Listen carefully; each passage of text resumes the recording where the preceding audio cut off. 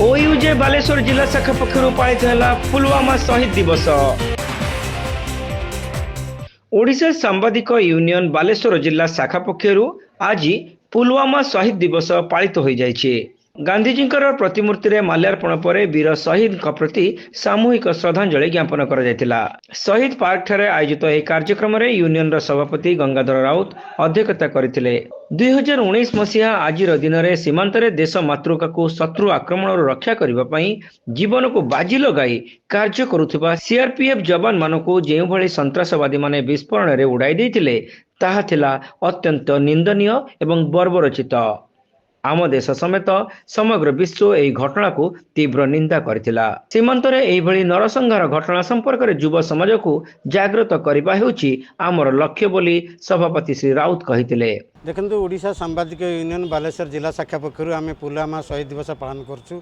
ये दिवस पालन करने उद्देश्य हूँ युव समाज को देश प्रेम विषय में जागृत करवा से देश मातृका रक्षा करने जीवन देवाई प्रस्तुत होगापी आम नवेदन करुँ। देखो 2019 मसीहा आज दिन में सीआरपीएफ जवान मान जो आतंकवादी हमला है 40 जन जवान प्राण बलि देले और देश मातृका रक्षा करने जो मैंने सीमांत में कार्य करते से आक्रमण है से देश सुरक्षा कार्य करते से आतंकवादी माने बोमा विस्फोरण हत्या करदे से जीवन नष्ट है समाज उपर तार प्रभाव पड़ा और परिवार अवहेलित हो गला। तेणु यही जो दिवस आज पुलवामा शहीद दिवस आम यही दिवस पालन कर उद्देश्य होची देश मातृका रक्षा करने जो प्राण बलि देते जवान मैंने श्रद्धांजलि जनाइबा अमर आत्मा प्रति सद्गत करवा यही सब जिन जागृत करने युव समाज मध्य आम यह कार्यक्रम आयोजन करूँ।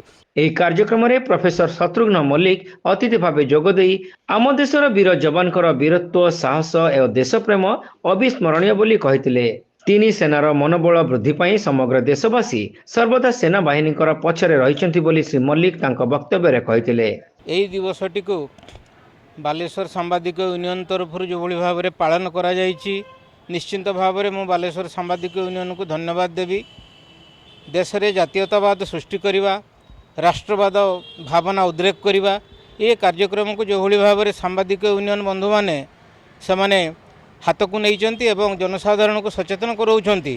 विशेषकर युवपीढ़ी को किभली भाव में आगामी दिन में देश मातृका को रक्षा करवा देशर सीमा सुरक्षा रहिबो। कारण यही भली एक 2019 मसीह जम्मू काश्मीर पुलवामा ठारे 40 जन सीआरपीएफ जवान से को आत्मबलि देवाक पड़ता एवं आतंकवादी माने से निर्मम भाव में हत्या करते। आसतु किभली भाव में सही भावना शहीद भावना आम भितर सृष्टि हेबो। आम निजको देश मातृकार सेवाई प्रस्तुत करूँ समाज सेवाई प्रस्तुत करूँ एवं सदा सर्वदा जागृत रहबू।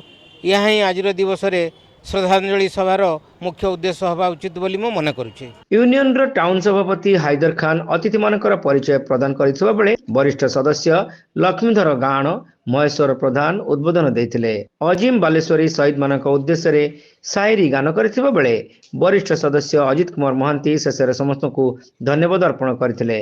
अन्य मानक मध्य कोषाध्यक्ष सुरेश चंद्र दास सोमनाथ साहू चित्तरंजन नायक और नारायण महांती प्रमुख यह कार्यक्रम में जोग देथिले।